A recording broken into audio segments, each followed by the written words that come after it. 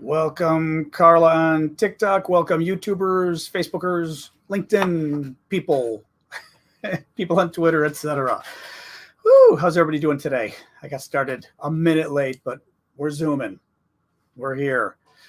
Oh my. Anyway, welcome everybody. You know how this works. We take about 5 minutes at the beginning just to chill. Let everybody join us. Checking my iPad. But yeah, take the first 5 minutes. Just introduce where you're from, if you would. Finland. I hear you got some protections today. Ashley, good to see you on TikTok. I'm gonna, 1 second, I'm gonna put my light up a touch more. 1 moment here. 1 moment. My little cord fell down. A little bit brighter on the glamour light. There we go. Not a glamour light, actually. It is a fill-in light, so this side of my face gets some light. Hello, everybody. Hello, Poland. Poland, very cool. Always nice to see folks from Eastern Europe. Cue the Russians. I know, 3, 2, 1. Here they come. Oh, thank you for my sombrero, Jason. Oh my gosh, Australia. We got a good crowd today. Ooh, I know the AC. It has been balmy in Chicago. At least my negotiation with Mom worked out well, so we were able to use a little AC last night, thank God.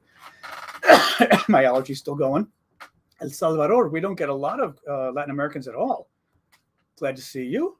Sweden, another important country today. I know, the scammers, yes. I'm having some scammer issues. Well, I was having scammer issues anyway. Morning, everybody, or afternoon, everybody, or evening. We're going to start around 6 after.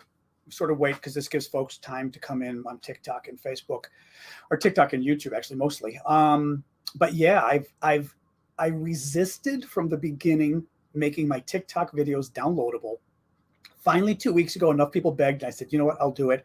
And what happened? The second I did it, somebody stole the videos and set up a fake account. And then, even worse, started contacting people by private messenger using TikTok's messenger service, pretending to be me. Thank God the people didn't fall for it. At least a couple didn't and reported it to me. So I yanked the videos again.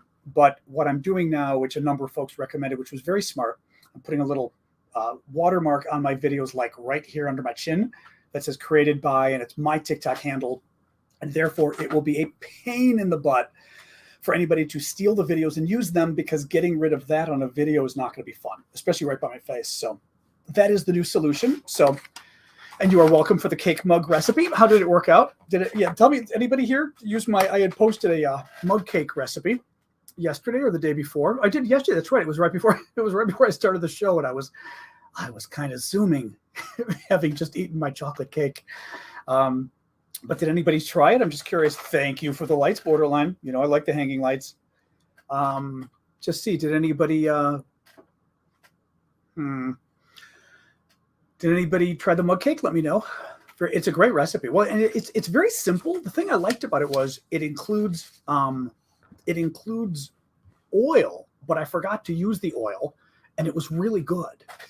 So now thank you, Samantha. So now I just don't use oil in it, and it's really good, and it makes it that much healthier. I mean, it's the cocoa, it's cocoa, and it's sugar. It's not a small amount of sugar. I know Ukraine. I'm hoping Ukraine wins Eurovision. We showed the video yesterday. Oh, Syndicate, let me check here. Oh, Syndicate sending me mysterious messages. My new best friend, Syndicate, who actually is very helpful. Syndicate has been a wonderful help for some of the technical stuff, which I very much appreciate. Let me check my Twitter. 1 moment. Like I said, folks, we'll start another minute or two. I like to give just a little time here for people to be able to kind of roll in.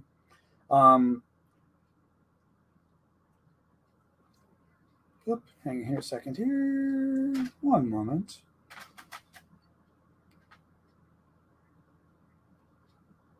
Really? Already? Damn. Wow. Nice. So one of the scammers, thank you for letting me tango down. One of the scammers has already been removed. Syndicate was helping me with that. And a number of you did too. Hey, Mick. Oh my God. Mick Fealty. Famous UK Irish. I never know what to call you. Because aren't you like Irish, but you're in UK blogger? blogger of the region, McFealty, weighing in from Facebook. Wow. Good to see you. I'm actually visiting Mom in Chicago right now, but I am back in DC on Sunday. I hope you come over at some point. I have still not been over there since 7/7, which so sad. So sad. But I've got to get back. Aravosis is gone. Oh, Aravosis is gone. Yes, the scammer. Good news. The scammer that we was worried about got booted, and that got booted because a number of you, Syndicate was helping, and a number of the rest of you I know also weighed in with Twitter and reported them. So thank you for that. Anyway, I'm going to start right now. But my concern was that basically people are setting up accounts like my name's Aravosis, but they set up Aravosis with 2 S's, and then they started reaching out to people privately and like pretending it was me. And the next step was going to be money, of course. And God bless you guys for helping. And actually, TikTok, like, wow, that was.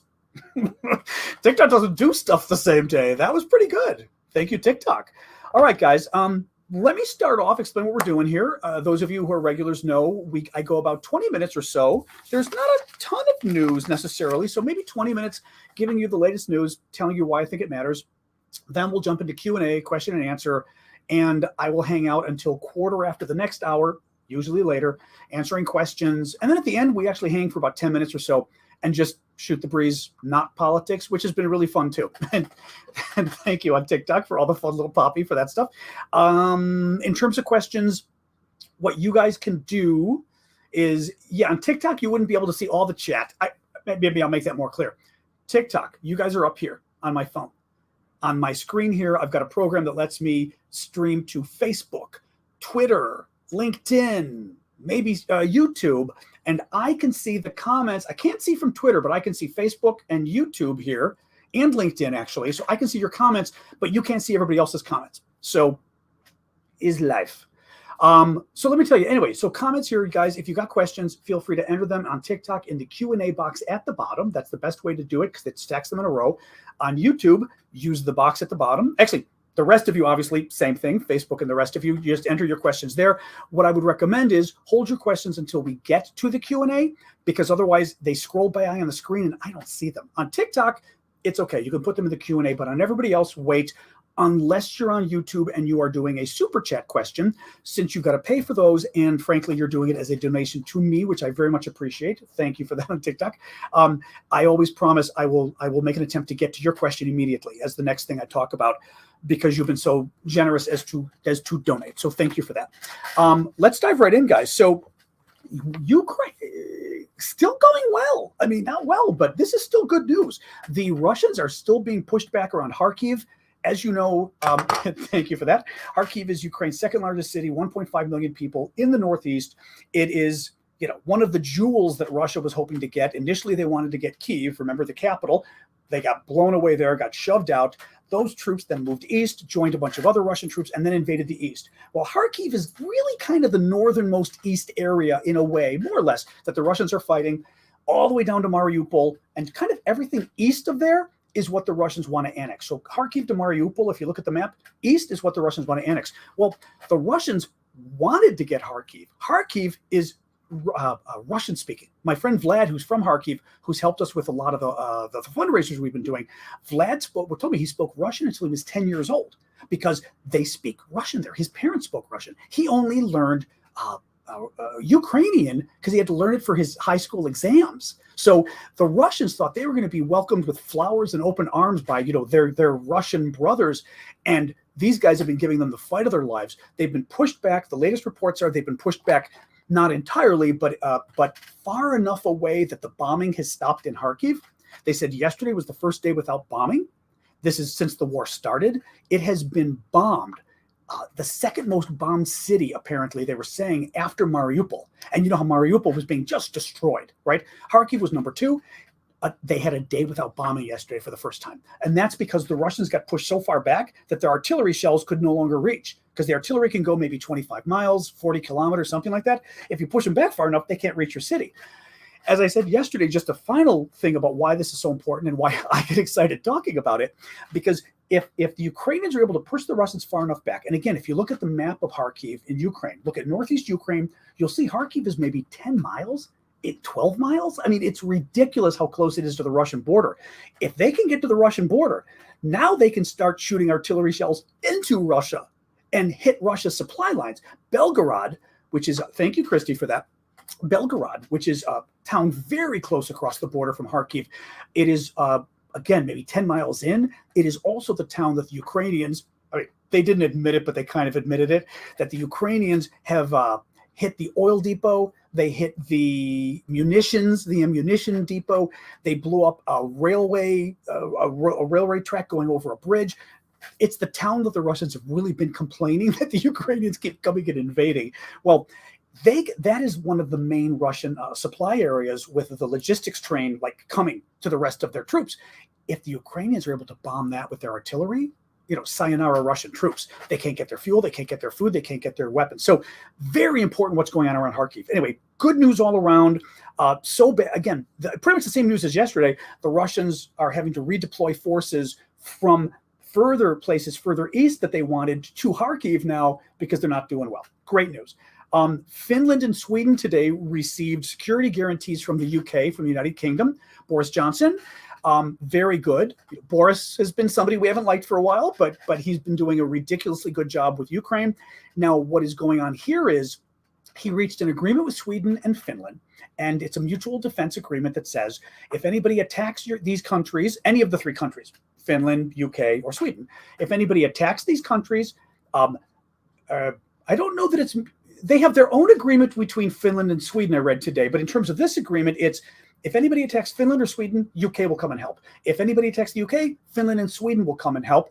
What is important about this is an obvious precursor to Finland and Sweden joining NATO. Clearly, I would say clearly Johnson did this and probably at the US's request. The interesting thing will be to see if the US gets part of this. But Johnson did this because in order that Finland and Sweden could join NATO, because here's what happens. In a couple days, we're probably going to find out, possibly in a couple days, that the UK is NATO, correct? We're going to find out in a couple days that both of these countries want to join NATO and are going to apply. Let's say they apply next week, May 16th, something like that. It could take, I don't know, a month, 2 months for NATO to say, yep, everything's cool, join us. But that wouldn't be surprising. Thank you, Marcy, for that on TikTok. In that period, what if on May 16th, they say we're joining NATO and it takes until August 16th or May, June, July 16th, let's say two months later? That would give Putin time to attack. And if Putin attacked, they wouldn't be part of NATO. We wouldn't come to their defense. What this agreement does is it says the UK would come to their defense. And frankly, if the UK is in a war with Russia, we're coming to help them. It's a little tricky on the NATO side, but to me, this means they're joining NATO. I don't think they would sign these agreements if both of them, meaning Sweden as well. So that's great news. Negotiations have broken out in a good way over an exchange of POWs, Russian POWs for the injured soldiers at the Azovstal.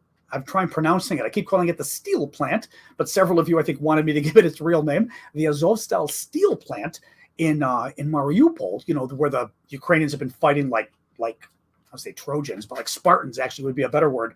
And the Ukrainians are trying to get the soldiers released in exchange. They had offered to the Russians, but earlier I hadn't seen a response from the Russians. Now the latest I've got is Deputy Prime Minister Irina Vereshchuk, who's Ukrainian, said that negotiations are underway to evacuate severely injured soldiers from Mariupol steel plant through a mutually agreed humanitarian corridor. There's no agreement yet. Negotiations are ongoing. Now, the one thing to keep in mind, the Russians have a habit of agreeing to let people leave and then blowing them up.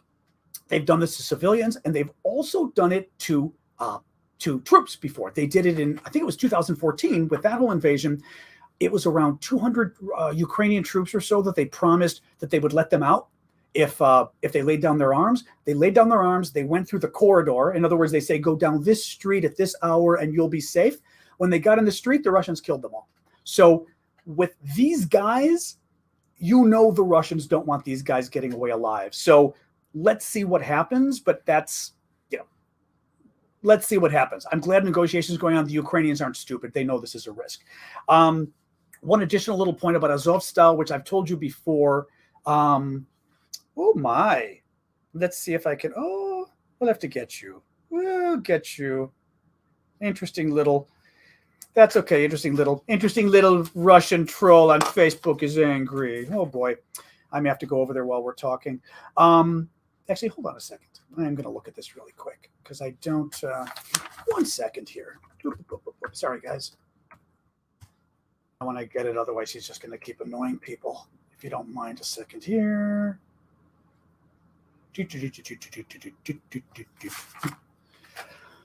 Okay, hang on, guys. Sorry about this. When we hooked up Facebook, I wasn't realizing that I wasn't thinking that we were getting all the nasty trolls and stuff. So I'm going to do this for 1 second. I apologize. My connection's slow, of course, because I'm streaming to you guys. So give me a second here. I may even do it on. I could probably do it on my laptop. I mean, my thing, but we'll see. We'll see.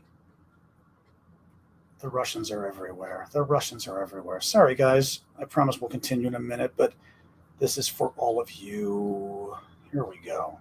Here we go. Ooh, look at that little nasty girl. All right, crazy man. Crazy Russian troll. Oh, please. You're so in bed with the Russians. It's not even funny. Bye-bye. Bye-bye. Bye-bye. Okie dokie. Oh, that was fun. All right, guys. Sorry about that. We had Loserville coming in from Facebook here, and I had to get rid of him. All righty. Let me just see here. 1 second here. Yeah, in the future, I'm going to have to have my Facebook thing open in the comments so that the crazies can't come in. So, all right. Sorry about that, guys. All right. As we said, this is live. Well, this is part of the problem, actually, because I'm trying to stream so we can get everybody, like I said, TikTok, Facebook, YouTube, Twitter, and it gets kind of hard. I did not realize Facebook of all. Thank you, NATO, for NATO bot. That's what a great name, because they're what we're talking about on TikTok for that. I didn't realize that some of them will let me block them, but Facebook won't. So basically, I've got to patrol Facebook, which kind of sucks, but what do you do? All right. So anyway, John Spencer was saying, thank you for that on TikTok. I did see that. John Spencer is this really good urban warfare specialist, American, out in Colorado Springs, which means he must be teaching at the Air Force Academy, is my guess, or something associated with the Air Force Academy. Urban warfare expert. He's been talking about Azovstal and saying that basically it is, well, what he basically said today is that there is no way the Russians can capture it, period. The size of the facility and the underground network and the complicated network, meaning this thing's way too big. Thank you, smiling.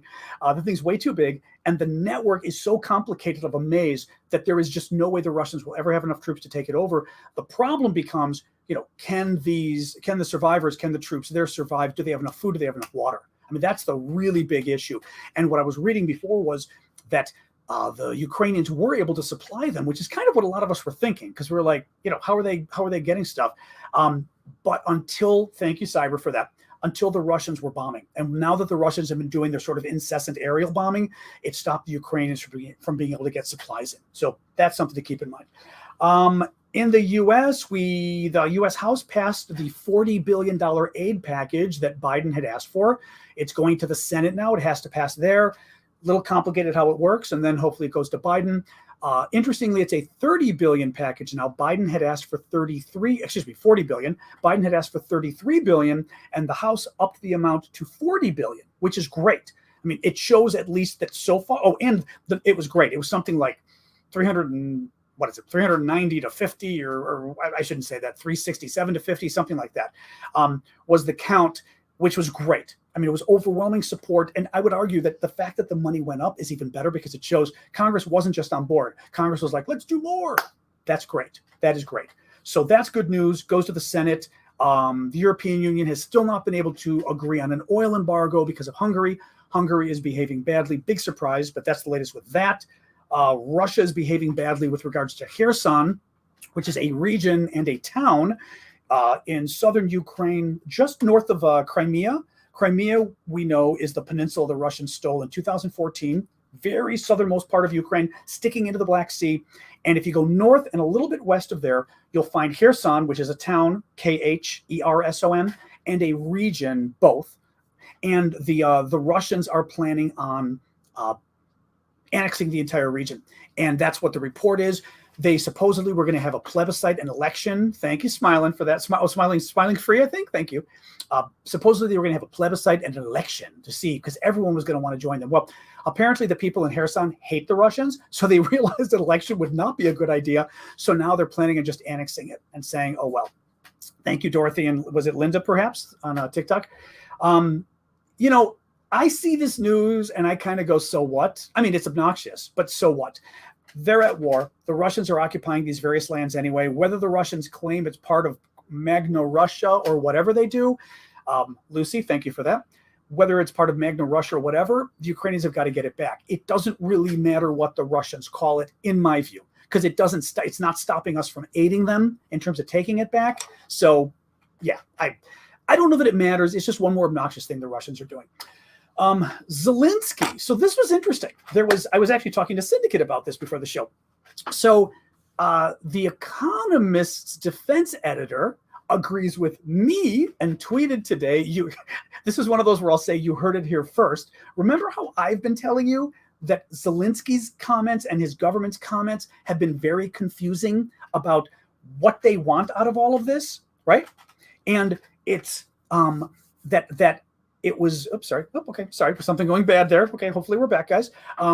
There was something wrong. You guys got me. I'm looking at the comments because something glitched apparently with this, but now we're back. Thanks, guys. That it seemed like Zelensky and his people were saying, we want everything back to end the war. And then it sounded like they were saying, well, we want to get back to the pre-February 24th borders, which means the borders before Russia invaded, which means Crimea isn't part of the picture because the Russians stole Crimea 8 years ago. So it wasn't clear, like, was he saying Crimea was going to be written off for now, or were they demanding that they get back Crimea as well as the eastern Ukraine before they, consider agreeing to peace, right? It was back and forth. Well, there's a new quote from Zelensky that sounds good, but I will say, as I said, the defense editor for The Economist magazine tweeted today and said that there was another quote from somebody in government that was also confusing. And basically, he agreed with me. It's not clear that the Ukrainian government kind of has its messaging in line, which is a little concerning because it also means it's not clear that they necessarily know what they want. And I would hope at this point that they would be very clear that they want all of their territory back or there's no agreement. Now, you can if you're really going to negotiate that, you negotiate it later on. You don't say it up front. You just don't say up front, maybe Crimea, we don't care, right? You wouldn't do that. Any case, this is good news too. The first Russian soldier is going to stand trial for killing a Ukrainian civilian. His name is Sergeant Vadim Shisimarin. 21 years old, Russian. He is in Ukrainian custody, so he is not being tried in absentia. He's being tried for real. They've got him. He is part of an elite tank division. They were east of Kyiv, the capital, and allegedly he was with 3 others in a stolen car, a stolen private vehicle.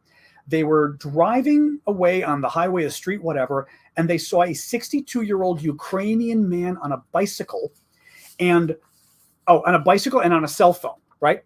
And one of the soldiers said to him, shoot him so he doesn't report our position. So they opened fire, hit him in the head, and killed him. Well, they got him.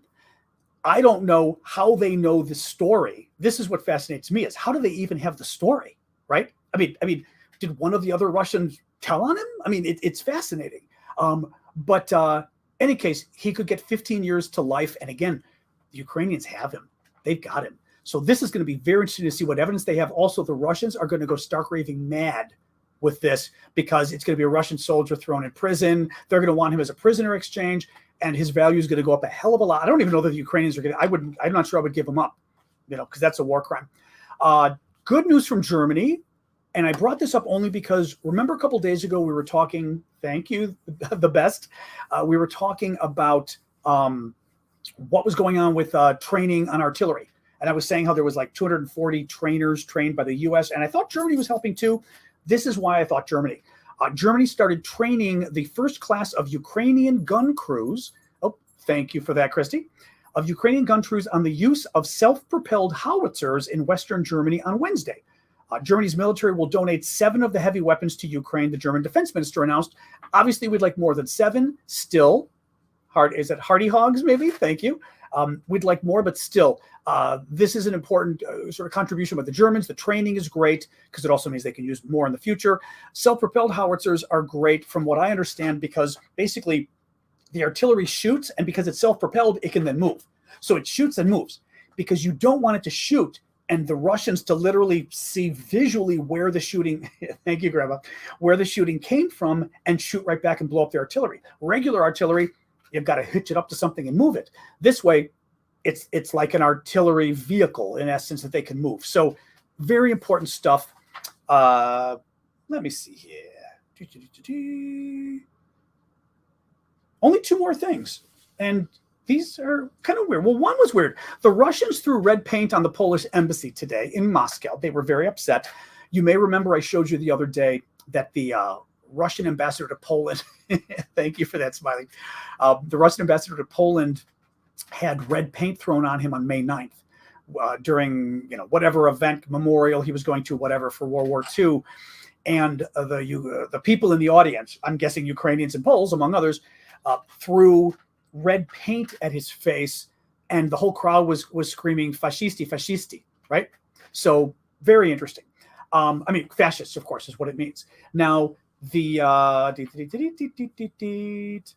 the Russians got even and threw the paint back, which was, I think, ironic in a way because they showed pictures of the embassy, of the Polish embassy in Moscow with the red all over it, like red blood. And what's kind of funny about it to me is it's a bunch of Russians making something bloody around Europe. And I'm kind of like, yeah, you're just reinforcing the point that Russians spread blood around Europe. So congratulations, guys.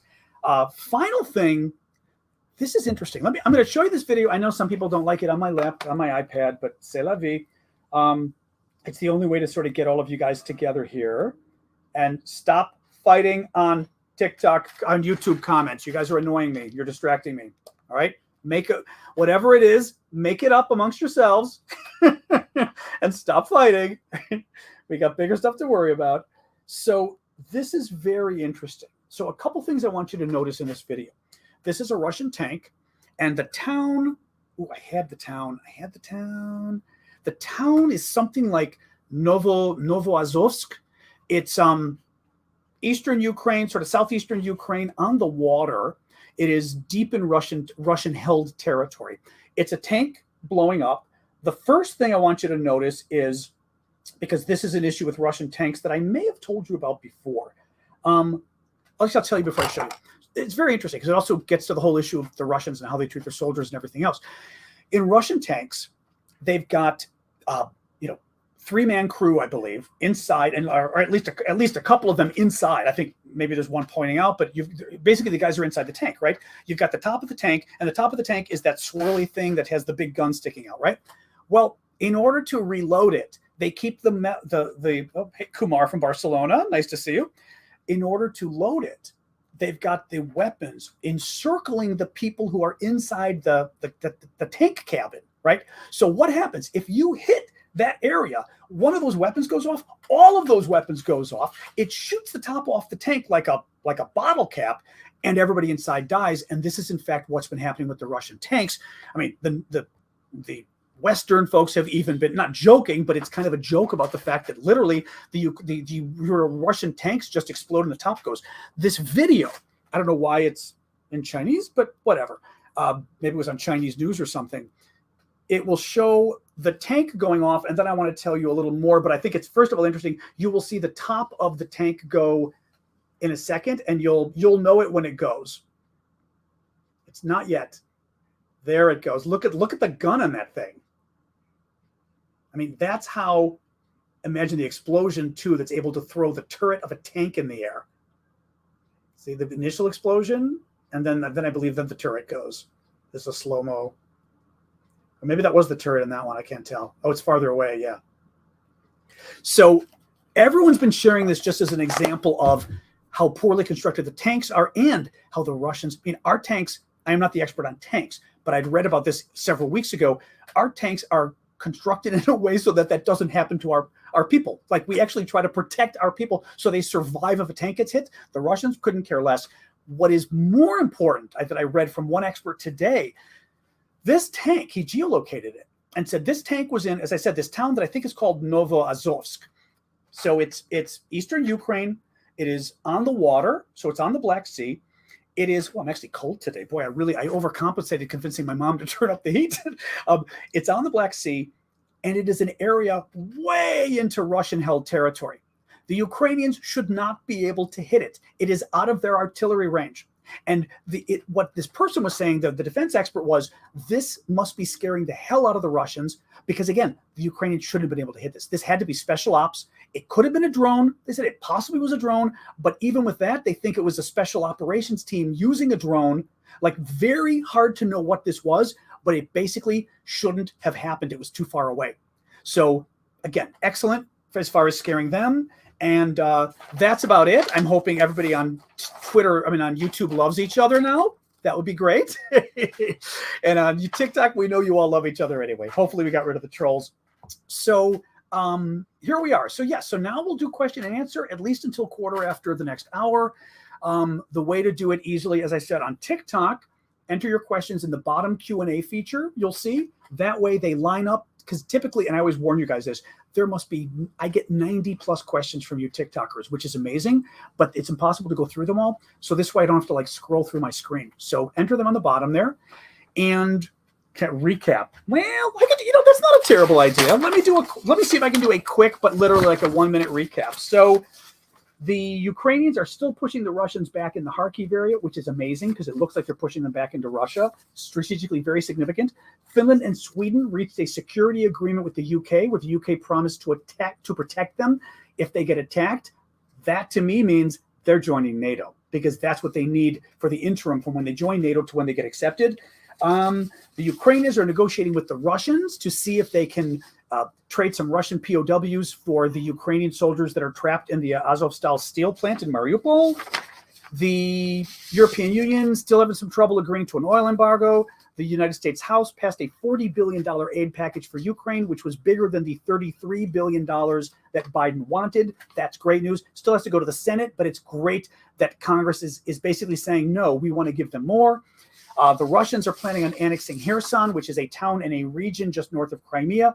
I'm not sure the strategic significance of the annexation. What's the difference in annexing versus occupying?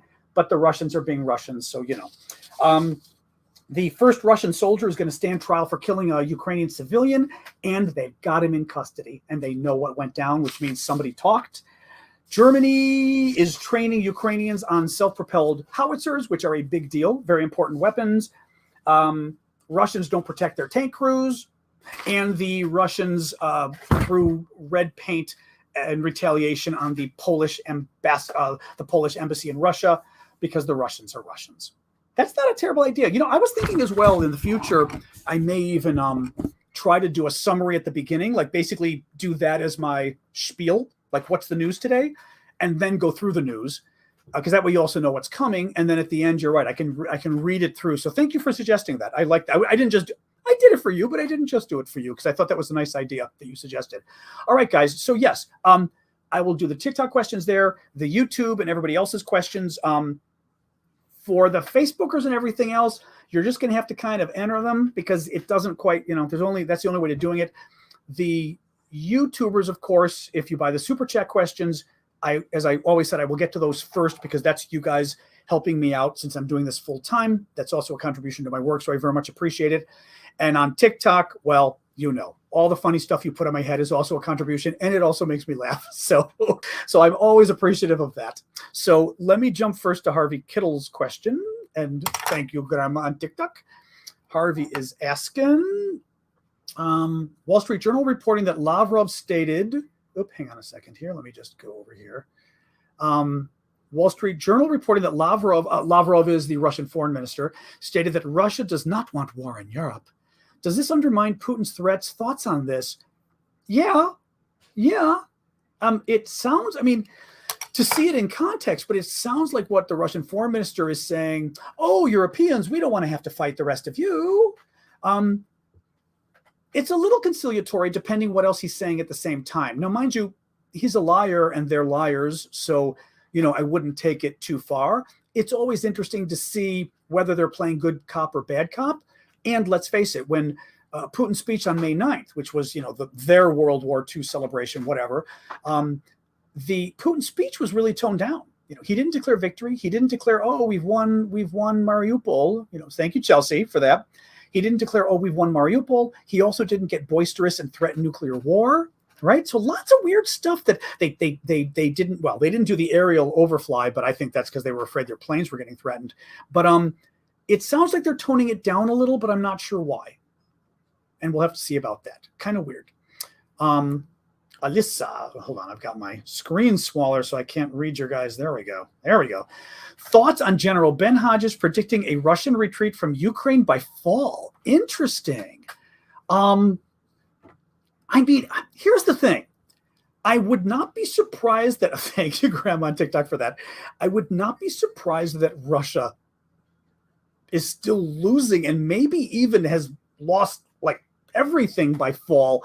But will they keep soldiering on or will they retreat? I mean, the problem with this is it's not hard for me to believe that the Russians will be in a position by fall and the Ukrainians will be in a position by fall that the Russians will have just lost. And it'll be a disaster across the board. And wouldn't it be interesting if the Ukrainians even moved into Crimea? That I don't know. That could be hard. But all their other territories in the east, they may, and even in the south, they may get all of that back, other than Crimea, right? That would not surprise me. Thank you, Lamb Chops, for that. That would not surprise me. The question becomes, what does Putin do? You know, if Putin loses this, what's he going to do? I mean, he's going to lose. I think he's going to lose his government. I mean, he's going to possibly lose his life if he loses this. So that's the thing that I think we've got to see is, I don't know that fall versus spring versus summer versus winter or whatever makes a difference in terms of, my suspicion is the Russians may have already, they may have already lost this and they may be in even worse shape. It's a matter of, when do they get to the point? Thank you, Flower Lady. When do they get to the point that somebody in charge is able to say, we got to cut our losses? I mean, look at the U.S. and Afghanistan. I mean, it took 20 years to cut our losses, right? And then it took, it finally took Trump and Biden both. I mean, it was Trump's agreement and Biden agreed to agree to it. Biden didn't want to abrogate it. Both of them own it, but it took until then 20 years. And long before today, long before last year, people thought Afghanistan was a mess and a loss, but it's not easy to retreat. So anyway, that's my thought on that is I absolutely think the Russians will have lost by then. I mean, knock on wood, but I don't know whether they'll be ready to leave or what they're going to do at that point.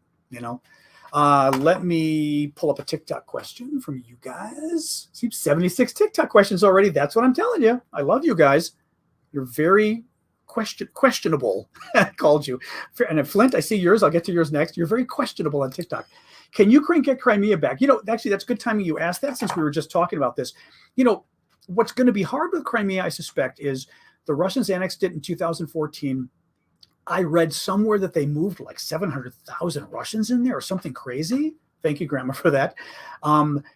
They've had 8 years now to fortify it, with their troops, with their weapons, with their missiles and all this kind of stuff, anti-missile batteries or SAM, anti-aircraft batteries. I just don't know to what degree. I don't know how hard it's going to be for the Ukrainians to get it. That's the thing. And if the Ukrainians try to invade Crimea, will they be on the offensive and the Russians on the defensive, meaning now the Ukrainians might need 3 times as many troops, right? Because the attacker needs more troops than the defender in these cases. So I don't know. I would hope so. But it's interesting that you ask this, and then I'll move on, because I haven't seen. All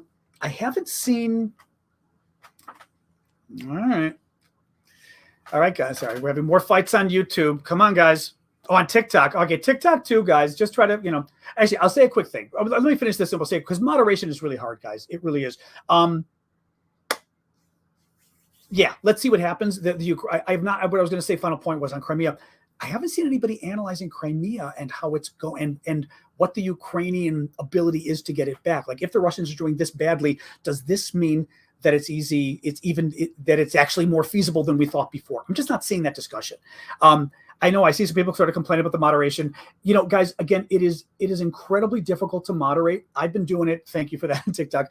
I've been doing it since 1998. I had my first sort of moderating I had to do. And it is so hard. And part of what's hard is 2 things. One, when you get a flood of bad guys coming in, like the Russians and their trolls like to come to all of these forums, you're so quickly trying to, thank you, Grandma, for that. You're so quickly trying to block people that sometimes it flies by and you block the wrong people. I did that to one of the moderators on YouTube, famously in one of our first weeks. I blocked her because it moved to her before I clicked the troll. Also, it can be difficult to sense the difference between somebody who's there to disrupt and somebody there who just is disagreeing and maybe even having a bad day or whatever. So it can be confusing. And the other thing is sometimes, I mean, I'm seeing David Paul is writing from Facebook that he got blocked on TikTok and was simply saying Ukraine should take back all their land, all their land, which I would agree with. David, I'm hoping it was a mistake that literally they grabbed you by accident. The other possibility is sometimes words are left out. I'll finish with this and then we'll get back to this. But just so folks realize, the moderation is really hard. Somebody got blocked on TikTok once, but I conversed with the person afterwards and told them I would have blocked you too. They said something like, he's an idiot or so, I don't know what. And they were talking about Putin. And then I saw a second person who had this happen. They said something really nasty about Putin, like he's some swear word. And the moderator thought you were talking about me. And I read the comment and said, yeah, I thought you were talking about me too. So you can have that stuff too. So anyway, I apologize for all of that. It's tough to sort of keep this stuff. And if anybody gets blocked permanently, I'm always happy to we're always happy to let you back in. Just let me know because it happens. So I apologize in advance, but it's hard for the mods. And I wanted to know, but I get mod. And I see the mods are saying the mods get it, but also it is hard. It's a hard job. I've done it for years and it's just not an easy thing. So, all right. Flint Reed, your question. Do you think the Russians underestimate our boredom with the nuke threats we grew up with? That's interesting. Oh, our boredom with the nuclear threats we grew up with every day. So it's just boring rhetoric to us. We've heard it all before. Well, depends on your generation, I'm going to guess, right? Because imagine a situation where, you and I have heard this because we're older, but what about younger people?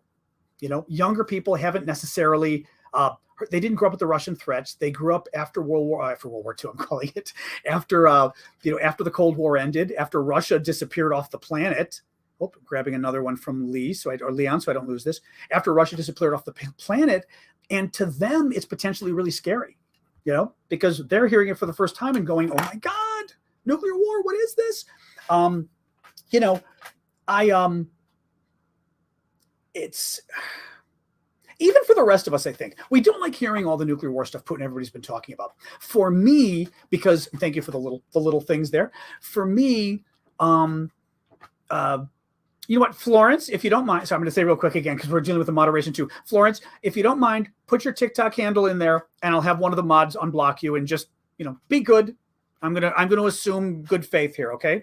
If you could just enter it in mods, if you could just see what Florence enters, obviously I'm giving her sort of permission to take us off topic a second because as I just said, I want to make sure people who want to get back in can get back in. So if you would help her when she comes back in. Thank you for the Borg, by the way. Sorry, getting off track a lot today. I studied the Soviets. I studied Soviet law. I mean, not Soviet law. I studied Soviet law in English at Georgetown. I studied the Soviet Union at Georgetown in grad school. It hadn't gone away yet at that point. And to me, I've heard enough of the Russians always complaining about nuclear war. So to me, I hear it and I'm like, gosh, this is familiar. Somebody incessantly saying, oh, I'm going to nuclear war you, and this kind of garbage. And to me, I'm just like, for 60, 60, I don't want to say how old I am. For many years, thank you guys, I've been hearing this and I don't believe you. You're bluffing. For people who don't follow it as closely, it might be scary. People who don't follow politics as closely or foreign policy. Younger people who haven't seen this stuff, that's got to be scary too. Steve, don't know why your super chat questions aren't going through. That's happened to people before. It happened before when somebody wasn't even blocked. The next day they were able to come back in and we don't know why. I might recommend for you to sort of close down your browser and come back in and see if that fixes it. Because we had it, was it Mikela? I forget. Was it you? One of you guys, it just didn't work.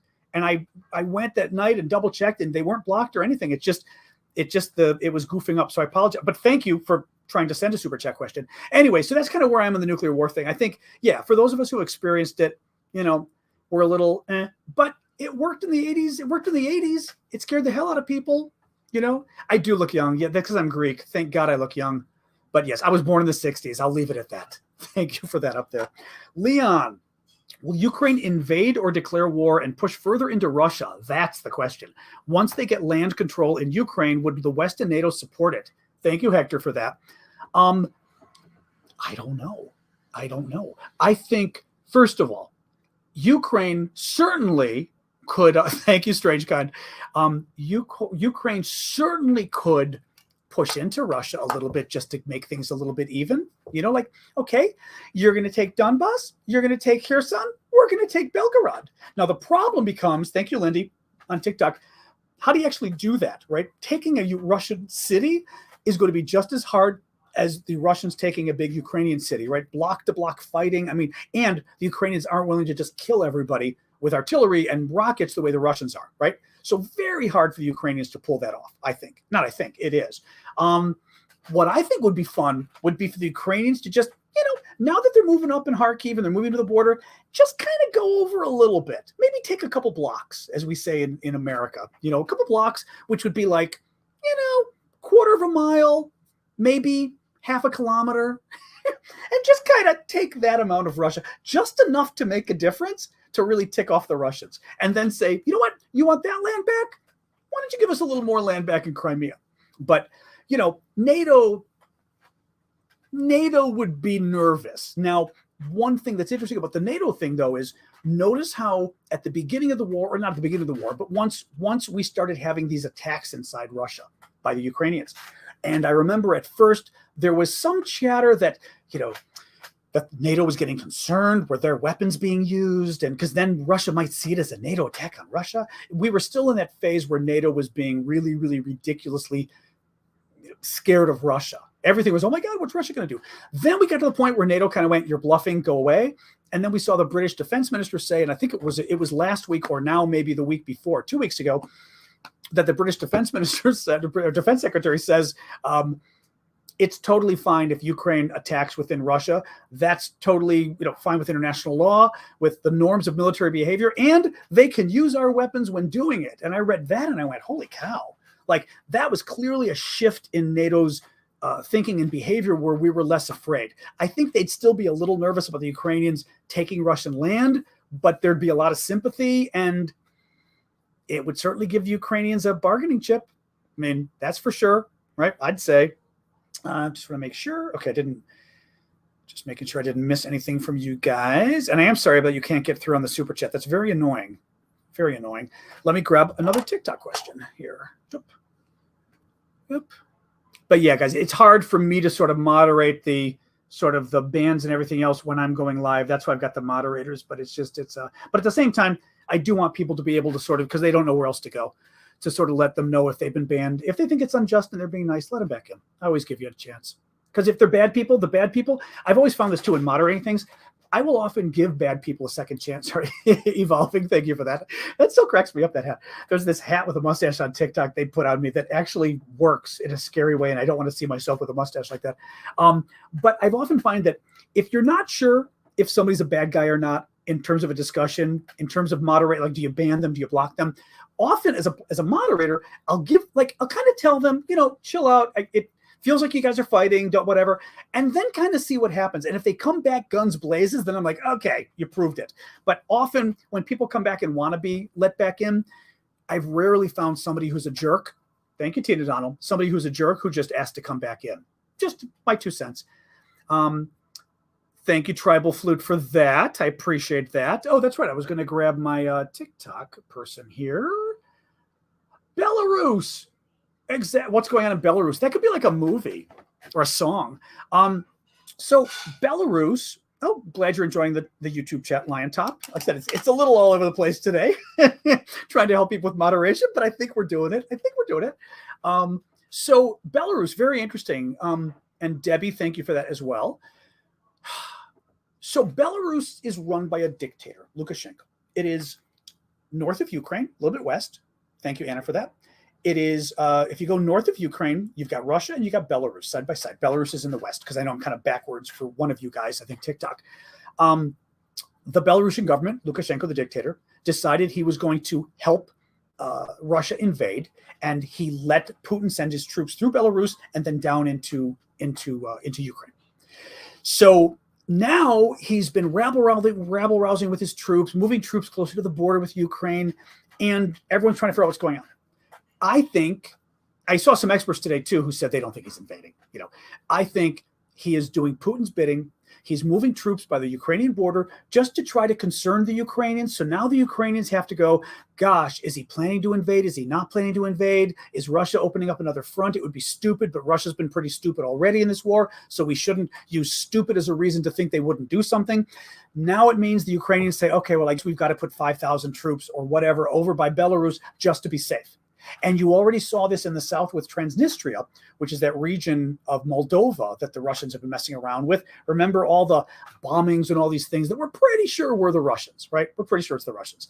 Well, Ukraine, because of all the rabble-rousing of, is Russia going to try to invade from Transnistria into, kind of Odessa and all of this area further west?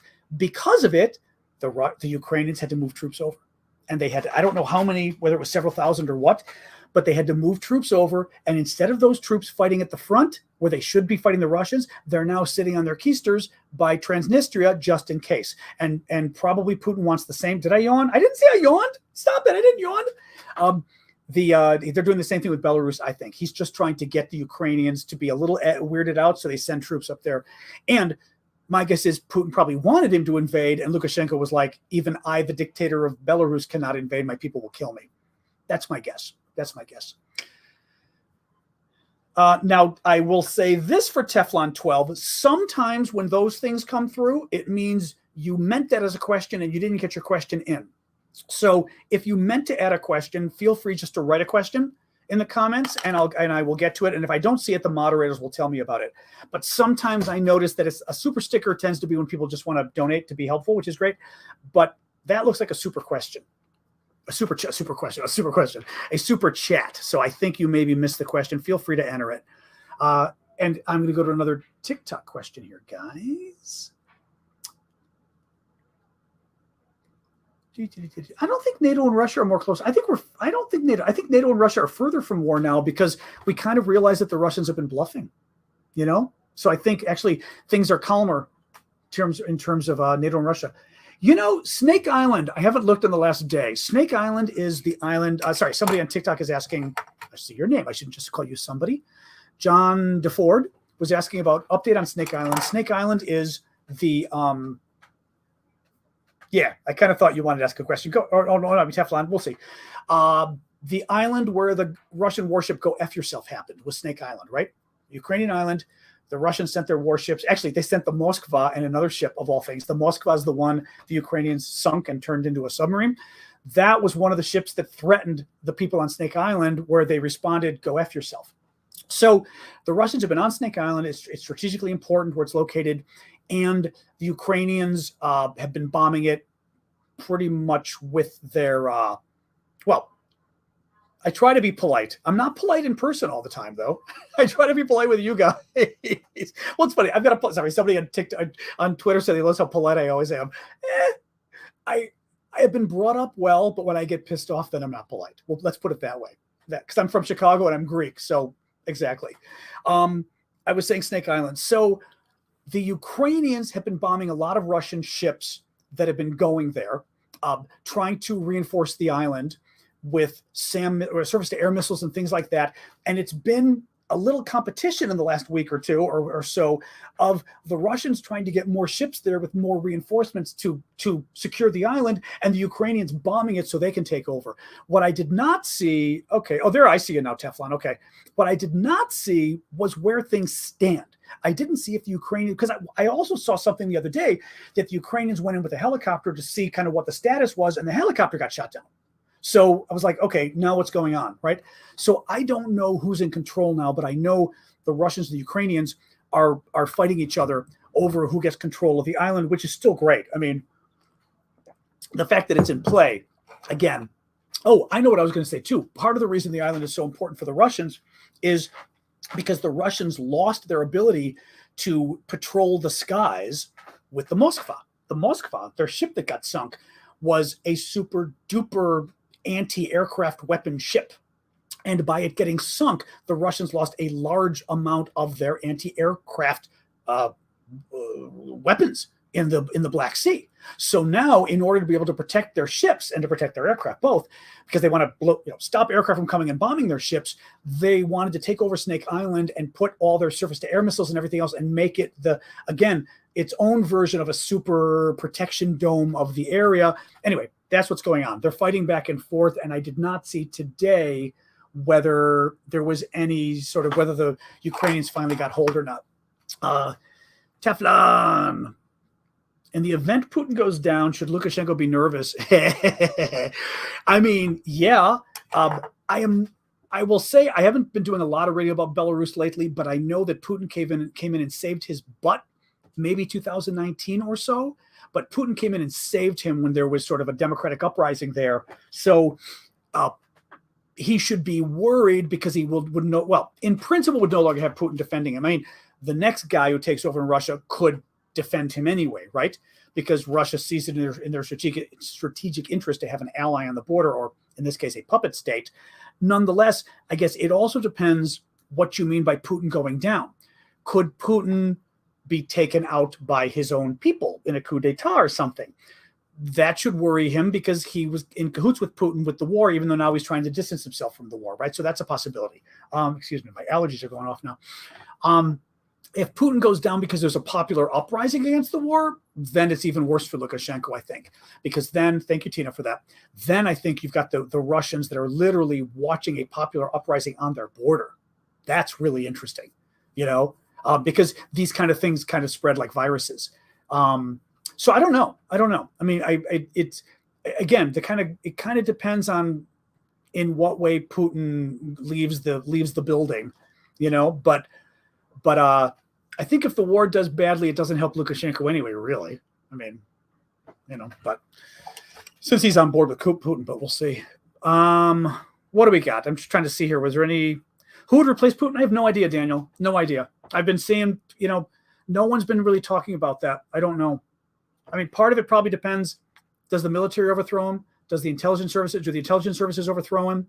Do the people overthrow him? I mean, if it's a people power thing, do you get Navalny? I mean, who knows, right? I don't know.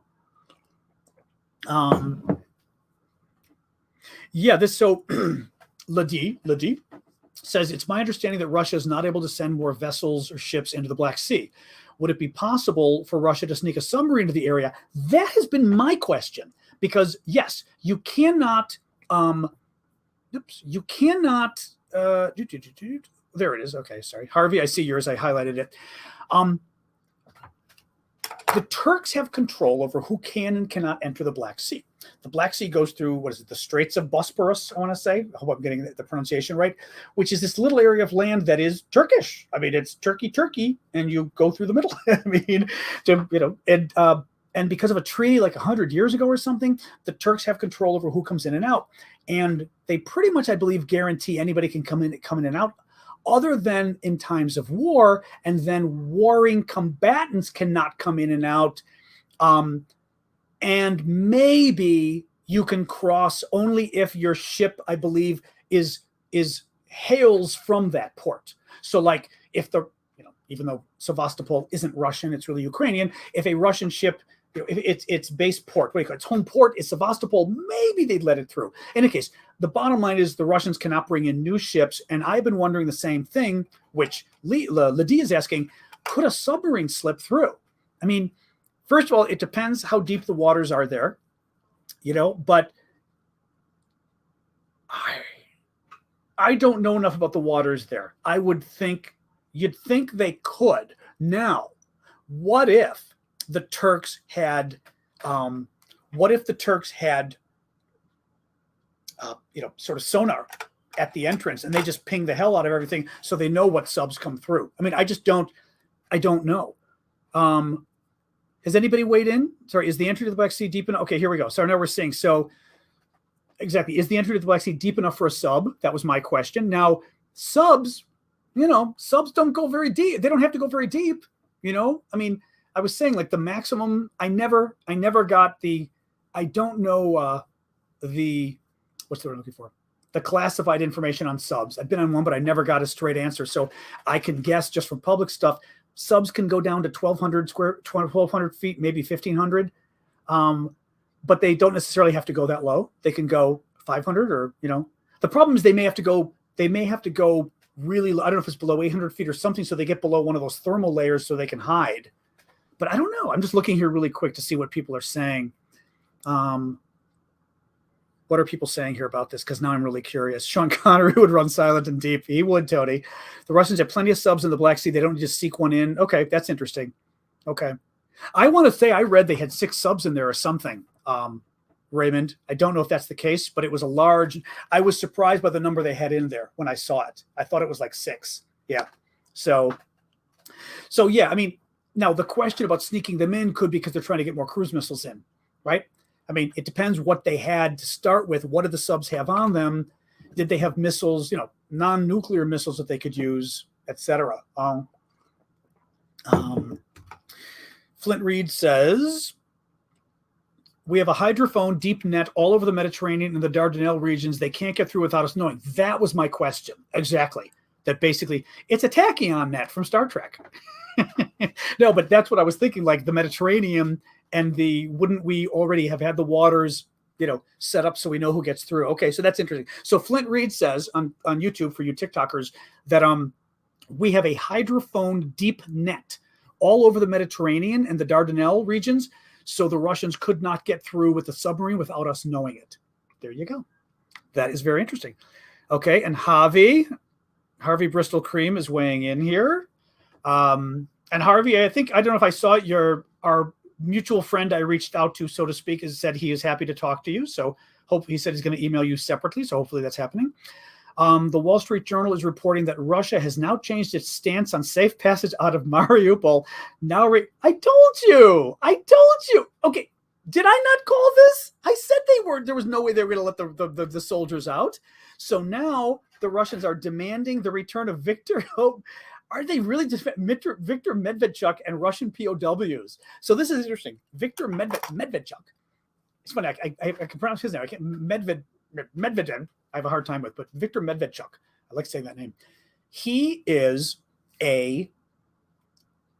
calling him a Ukrainian opposition figure is far too generous. There are real Ukrainian opposition figures. This guy is a Russian stooge in Ukraine running the pro-Russia party. They're not the opposition. The opposition is, Poroshenko? I always get his name wrong, but I think you guys have taught me this by now. The guy who ran against Zelensky and lost. He's like the other guy, but this guy is not the other guy. This guy is a Russian stooge charged with treason. He would be more than happy, from what I've heard, to saddle up to Russia and unify the two countries. So the Ukrainians arrested him at the beginning of the war, put him under house arrest. He got out. They got him again, 2-3 weeks ago. Bad hair.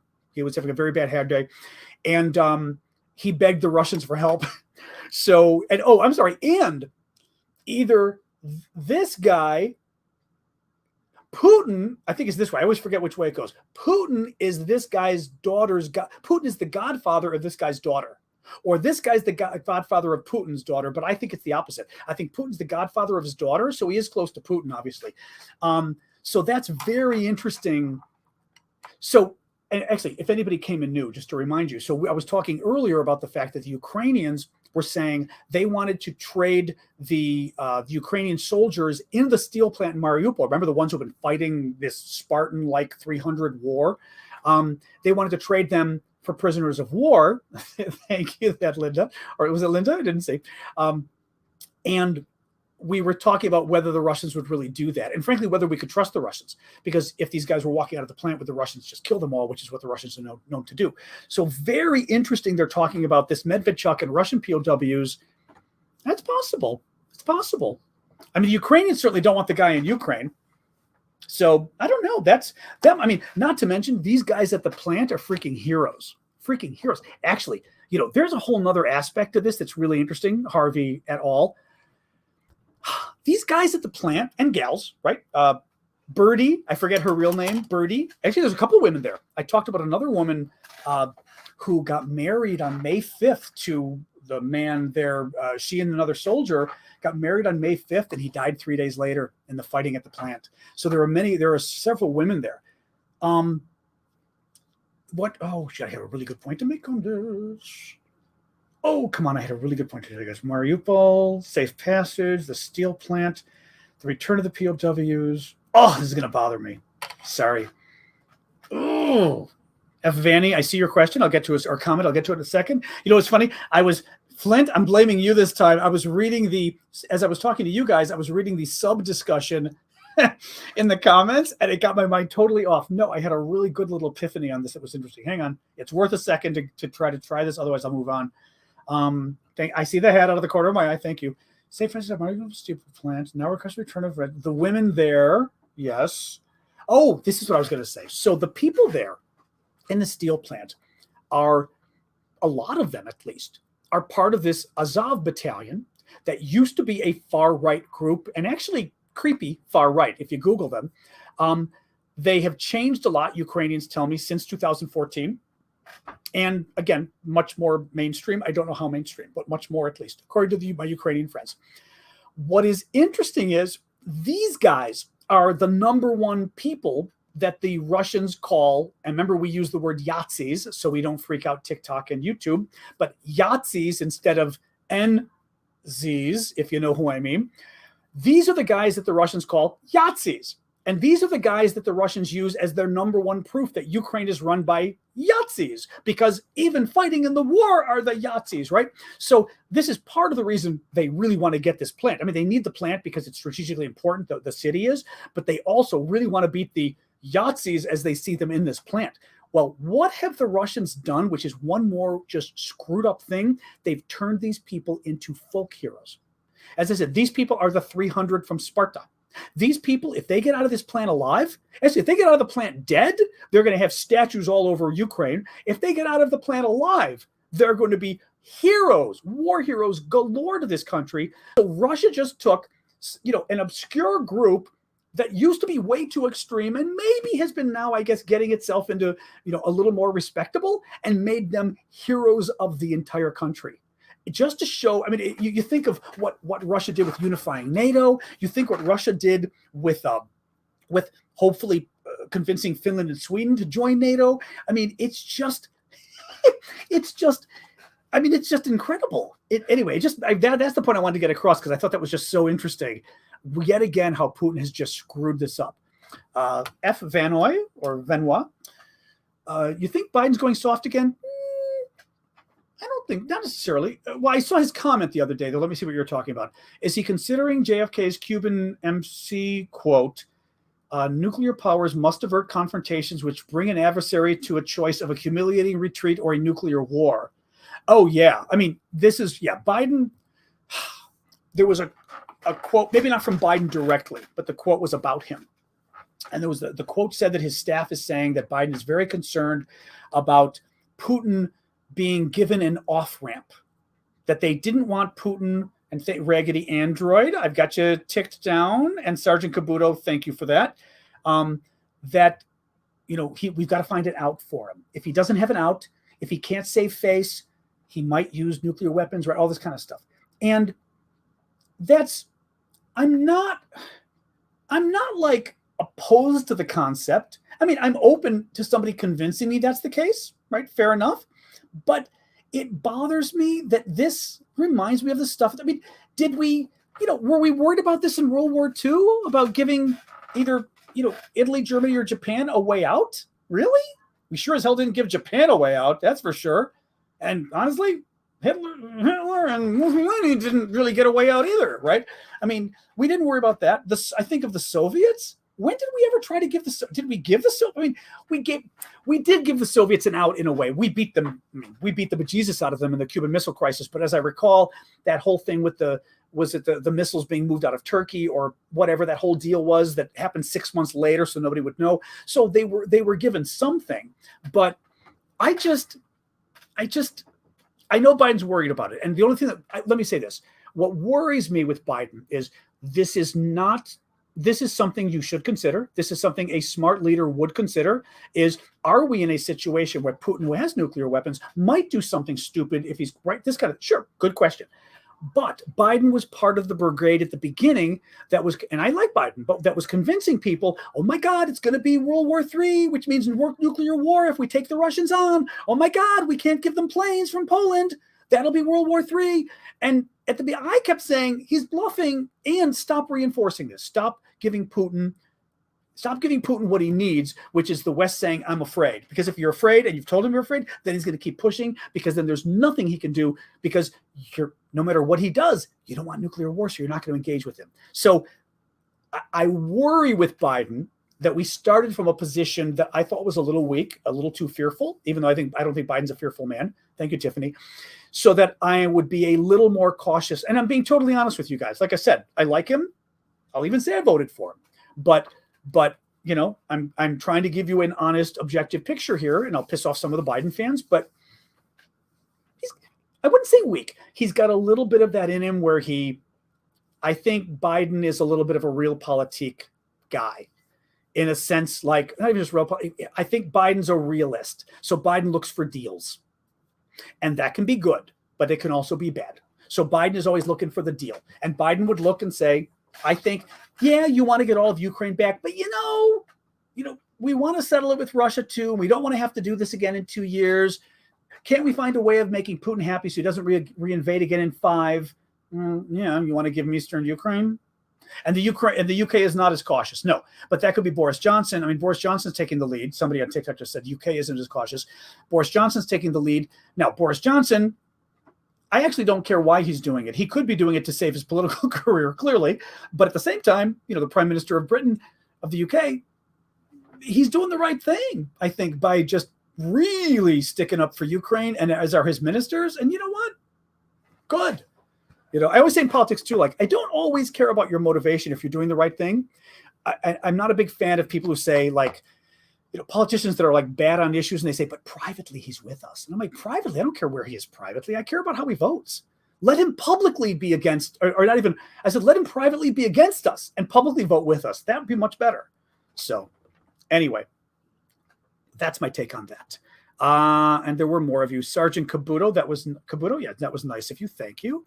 Raggedy Android, good to see you again. Zelensky addressed the take back of land on his daily address on his website in the past 3 days. He clarified he will take it all back. I saw that. Yes, I saw that. The interesting thing I said earlier today was the Economist's defense minister. Oh God, it's already 6:13. I had no idea. Jesus Christ. Let's go. Yeah, we can go, and we'll go till 6:20 today. I say 6:20. We'll go till 20 after the hour, and then we'll hang afterwards. The Economist's defense editor weighed in on Twitter today, and even he said he was seeing a back and forth, dissonance between various Ukrainian officials and Zelensky, that they were all saying different things about, whether Ukraine wants everything back before they agree to peace, or there was this weird thing of whether they want everything back before they even agree to talk peace. So it was very weird. This was not good. The quotes coming out of the Ukrainian leadership have been confusing. And one could argue it's translation, but it's been happening for days now, back and forth. And yes, there was a good quote today, Raggedy Android, that I saw that was very good from Zelensky about, I say very good. I mean, it's up to him. It's up to the Ukrainians. But I think at this point, you're winning the war. You don't cede anything. You say, I want all my land back. And then if you have to cede something and you think it, that's up to you. But right now you're winning, Let me see. Just grabbing random comments of people weighing in. Tribal Flute. The problem with giving any Ukrainian land to Russia is that it enables Putin the bully. I agree. And encourages further aggression for another land grab. I agree. Yeah. Let me grab another TikTok question here, because you guys have been. Moldova. Well, actually, Moldova I weighed in on earlier. I'm going to skip that for right now, because also you might have heard my answer. Interesting. Should UK troops hold exercises in Finland? Why not? Thanks, Jodies. I appreciate you saying that on YouTube. Yeah, why not? I mean, there's no downside to it. I think we've already seen. Yeah, I mean, I don't know if they're planning it. I mean, now, mind you, they may be members of NATO soon anyway, so we're going to have joint exercises anyway with them soon, I'm sure, to try to get that whole thing coordinated. But why not? Sure. Well, I would say, especially, just to expand on your question, especially since the UK, what we're talking about here with this question is the United Kingdom reached a security agreement with Finland and Sweden today that the UK would defend Finland and Sweden if anybody invades them, and Finland or Sweden would defend the UK if they got invaded. Also, they would come to each other's helps for natural disasters. I didn't get into that because it's not really relevant for this whole thing. But that was a clear sign to me that both countries have already decided to apply for NATO, and these are the necessary security agreements they need to do that because, and I'll explain again really quick, if if Sweden and Finland apply for NATO next Monday, and NATO looks at it for a month or two, and then in 2 months says, okay, you're in. Well, during that 2-month period, they're not members of NATO. Russia could attack them and say, well, I don't want you becoming a member of NATO. I'm going to attack you now while I can. Sweden, I'm going to take Gotland in Sweden because I can. Well, this agreement says, as of today already, if Russia touches Sweden and Sweden says, UK, send in the troops, they're sending in the troops. And Johnson was asked, especially if they would send in troops, and he said, if they asked for it, yes. Which again was pretty gutsy of Johnson. I will say it was a very straightforward answer. I was very impressed with that. Did I see Odessa territorial defense troops find an ancient amphora while digging trenches? Get out of here. Get out of here. Oh, that's really cool. Were we there? I mean, was Alexander the Great? I'm trying to think, like Alexander the Great. I know we have a lot of Greek population there, but I didn't think it went back to then. I don't know. You tell me. I've got to Google that. That's really interesting, though. I did not see that. Harvey, just kind of throwing in a couple extra questions here. Apparently, one of the key reasons the Russian soldier being tried for war crimes got caught is because he spray painted. He's that guy. He's that guy? He spray painted his Instagram tag on the wall next to where he committed the crime? You mean Wolf 69? No, Wolf 68. Wolf 68 is the guy, or is he a different guy? Oh, you got to tell us, Harvey. You got to tell if it's the same guy. Oh, my God. Lion Top, I see you've got something there. I will jump to it in a sec. Oh, my God. Let me know if it's the guy, because I would absolutely howl if it's, no joke intended, if it's Wolf 68. Lion Top is asking, early lesson as leader. Oh, I see. An early lesson as a leader is provide a way out when people go in the wrong direction. If can equate to a state what is realistic for West. Okay, I see where I'm trying to get this, but if was realistic for West to impact Russia. I'm not sure about your second part of what exactly you mean in the second part of your sentence, but you're right. I mean, look, bottom line, it reminds me like being a lawyer. He was like Wolf 69 or Wolf was it 3.9 or whatever it was. No, it was Wolf 68, and people were estimating that he used 68 because 69 was taken.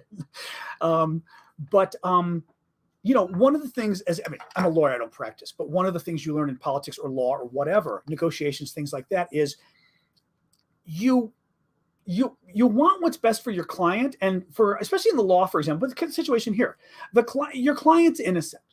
People are suing you for something. You're innocent. You didn't do it. But your lawyer says, you know what? If you could pay $10,000 or $20,000, you could make it go away. Otherwise, we're stuck with this. You're going to be fighting it for 2 years. My bills are easily going to be $50,000, $70,000, $100,000 as a lawyer helping you. It makes more sense for you just to settle it, even though, yes, it's extortion. And yes, you're giving an extortionist money. But if you balance things out, should you just lose your mind for the next 2 to 3 years in this court case that you're worrying about that's costing you even more money?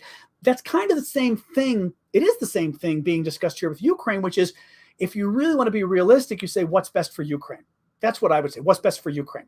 And if you don't figure a way of somehow doing something with Russia, they're going to invade you again. Now, maybe, I don't know, maybe that does mean beating them into the dirt, though. I don't know, but clearly in the future, Russia would come after Ukraine again, I think, right?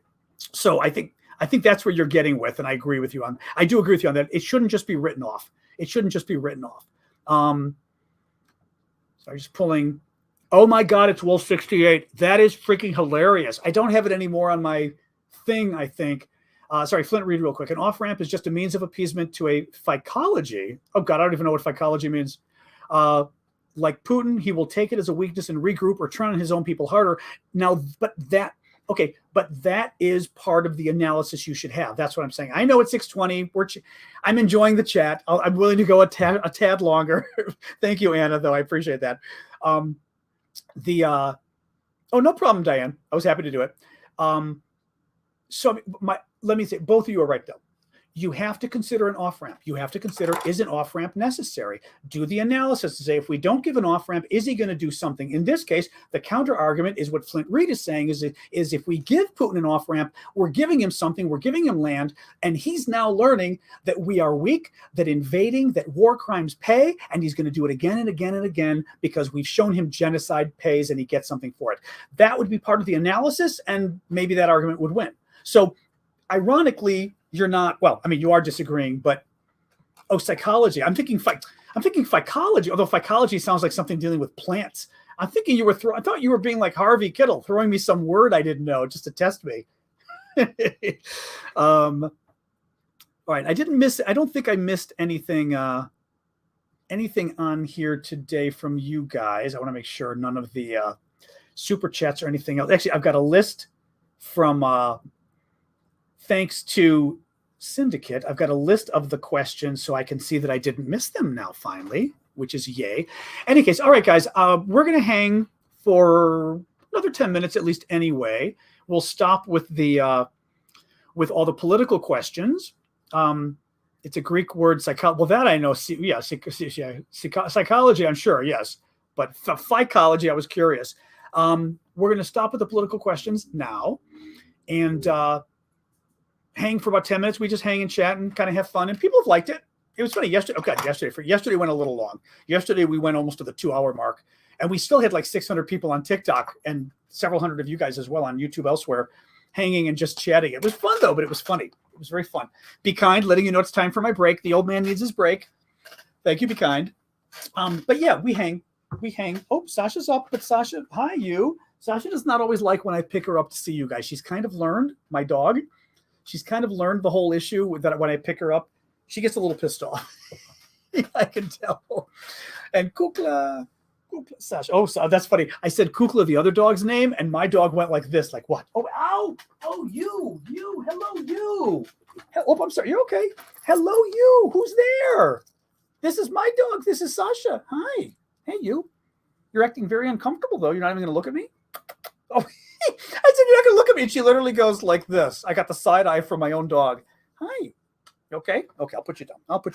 That's okay. She is not a fan of being held. So you kind of held her and she goes like, eh. I can hold her like baby position, but otherwise she is not a fan.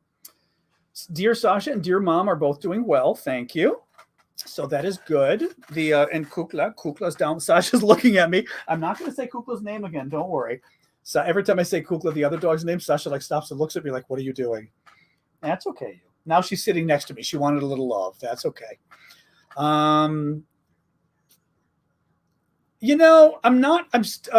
I saw that earlier today, actually. I'm not weighing in yet. God, that issue especially. Hi, what? I can pick you up, but then you get upset. Stop. She's jumping on my lap. Well, come up here then. Here, come on up there. Definitely not weighing into the Middle East crisis yet. You know, we broached out a little bit just because the Roe v. Wade thing was such breaking news the other day, but I don't know enough about the story anyway. I know about it. I saw it, but I don't know enough about it. So yeah, and I definitely, Arab-Israeli politics, since we're trying not to make this a very political, but meaning like people fighting each other, that is not the way to start our discussion. I get back to DC Sunday. Thank you, Christy. Oh, that's right. You know I love that one. Thank you. What else, guys? But yeah, I'm back Sunday. And then we'll go back to our normal time after that. Tomorrow is still Thursday, so we'll do our normal time, 5 p.m. Central, 6 p.m. Eastern. That's 6 p.m. New York time. And I think I looked it up. That was midnight Paris, I think. Yeah, Paris is 7 hours ahead of me. God, it's cold in here. This is funny. Paris is 7 hours ahead of me here, I think. So what are you saying, Lori? This or that? Oh, this or that. Lori's throwing me a this or that every day. Ruh-roh. I reserve the right to not answer if it's anything too salacious, but lose your sense of taste or see everything in black and white. I have been told that losing your sense of taste is horrific from people who had it with COVID. Like horrific. I mean, just depressing and all of that. I think I'd go for black and white because you could still see. Colors don't mean, well, I shouldn't say colors don't mean as much to me, but you could still see. It's just a new way of seeing. Whereas losing your sense of taste, forget it. I love food. And people tell me it's just awful when you can't taste. Thank you for the corgi. That's interesting though. Yeah. Yeah. Now I had a fascinating color experience when I had cataracts at age 45 of all crazy things. Nobody could figure out why. There was no logical explanation for why. Ewoks are, I don't know. I don't really know. I've heard of porgs, but I don't know what porgs are. But God, Ewoks are annoying. That's a tough one. I've heard of the porgs. The porgs are, I'm forgetting what porgs are. Thank you for that, Kanowski. But no, when I had cataract surgery, they do both eyes. And nobody told me. I was kind of annoyed. I was actually a little freaked out for a couple months. Nobody told me that colors were going to change when I had cataract surgery. Well, even my age, not middle age, but middle age, I guess, the lens in your eye yellows as you get older. And you don't realize that the world around you has a yellow filter on it if you haven't had cataract surgery, because your lens is turning yellow, but it's so subtle. It's literally as if you are editing a photo and put a little bit of yellow on it. Well, I got cataract surgery and the lawn suddenly grass became ugly. Grass used to be kind of a pretty green. Those of you who think grass is pretty, it's only because your eye has made it a little yellow, and a yellow green is kind of cool. Grass is actually kind of a dark green that's okay, but it's a little dull. You heard it here first. That kind of almost started depressing me, because I was like, because then I started having like a little existential crisis. Okay, here's the other thing. But the good news is sunsets get way better. So neon gets way better when you have cataract surgery, and sunsets get way better. So at sunset, for example, I can sometimes see this beautiful reddish purple violet in the sky that you non-cataract people can't see. It's amazing. Cammie, thank you for that. I even had my mom and my sister try. I think my mom had one eye done, or my sister had one eye done. So I had her try it. She was like, oh my God, you're right. The sky can erupt with this beautiful color, which is great. Other colors, not so happy. I had bought a sweater in France years ago that I thought was brown, dark. I thought it was this beautiful dark brown. After my cataract surgery, it's kind of, I don't even know it's not dark brown. It's not a pretty color. So anyway, I was having a little bit of a crisis the first couple of months because all of a sudden no color was real. And I get that no color is real anyway, if you really want to get into the whole, thank you, Kanowski. If you want to get into that whole thing, because colors are just sort of this artifice that the way things reflect our eye with our sun and everything else. But to have my colors be totally wrong versus everybody else's really freaked me out. I found it very disturbing. It took me a couple months to get over that. Anyway, there you go. That was my weird story. Wait until do the likes help? Oh, I'm sorry, the likes. I didn't realize what you were asking about on TikTok. The likes help because on TikTok and Facebook, both liking and following help because both of, not just of these, TikTok, YouTube, Twitter, Facebook, all of them, they use algorithms, which are basically, computer programs or whatever that look and try to automatically figure out what people like or even dislike, basically which things are out there that people engage on. So if there's more conversation, if people are hitting the like or even if there's a dislike button or whatever, if they're leaving comments, if they're following you, anything they're doing tells TikTok, Facebook, YouTube, whatever, hey, this person or this post or this video, this live discussion, for example, must be really interesting to people, whether they hate him or love him. So hitting the like button on posts helps do that. And it's very important. Yes. And you shouldn't just do it on my post, but I would say for other creators too, whenever I'm on anything, again, a lot, YouTube, TikTok, Twitter as well. When I see something that I like, especially my friends, people I like, when I see their posts and I like it, I hit like. And TikTok, especially YouTube and you people, YouTube and TikTok, I'm reversing you all the time. If it's somebody I know and not know, but somebody I follow and like, and it's a good little post they did, I hit like. So yeah, it can be very helpful. Yep. So that's why we asked to do it, because also one of the issues is, okay, Line Top, good to see you. One of the issues is, on TikTok, Ukraine content doesn't always get promoted as much as it might if it were other content. So you can sometimes help that content get more promoted, shall we say, by liking it. At least there's a chance. It can't hurt. So, so there's that. Oh, that's funny. This is actually very funny. The Brightest is asking, I wonder if the yellowish that I talked about with cataract surgery is why my publisher, who needs cataract surgery, and myself can't seem to agree on photo color value when we're editing pics for prints. If he needs the surgery, then here's the only thing, a different issue here. First of all, cataracts, yes. Cataracts, couple things. Cataracts are their own unique problem for color. As you get older, your lens gets more and more yellow. I do not know that just because I needed cataracts, because my cataracts got bad, that did not necessarily make my lens more yellow. Okay, so there's a couple different issues here. As you get older, your lenses get yellow. So if I got cataracts at 45, my lenses aren't as yellow as somebody who gets cataracts at 80. Their lenses have gotten more yellow. That's the first issue with your person. But what happened as well with I'm a great TikToker. Thank you. I appreciate that. The Russians don't think so, but I'm glad you do. That's sweet of you. Thank you. So the first thing is, as you get older, it gets more yellow. The second thing is, my cataracts were getting worse. And like, you start to have a hard time. It starts to mess up with your prescription, and then you need a new prescription. And I mean, that was a real pain. Like every 3 months you needed a new prescription. It was crazy. The first sign that I had cataracts was in one eye, colors were more dull than they were in the other eye. Thank you, Cindy. And that really, that was the first thing that was weird. And I went to a doctor and I said, this is crazy. I'm seeing like green. I'm seeing green, but green in this eye is more vibrant. Green in this eye it's a duller color. It's a different color. I mean, and I said, I do photography on Photoshop and everything else. It's a different color green. And oh my God, the tests that I had to go, horrific. Oh my God, a contact lens on your eye that has wires coming out of it. It was out of a Frankenstein horror movie, what I had to undergo. And it took them 6 months until somebody finally goes, I think you've got cataracts, which is funny because, by the way, my French doctor, like 2 years before, I had a retinal detachment in France, and the doctor looking at my eye goes, you've got cataracts. I said, get out of here.